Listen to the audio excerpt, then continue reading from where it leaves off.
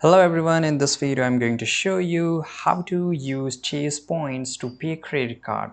Right, so it's really easy. You have to go to the website which is Chase, and here you have to log in into your account. On the right side, as you can see here, you have to enter your username and password and just click on sign in.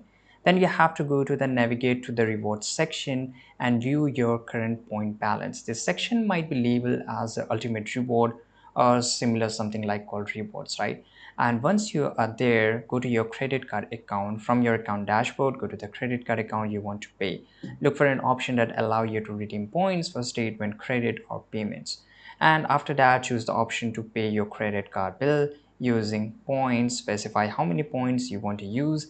Chase may provide a conversion rate. For example, 1 point is equal to 0.01 cents.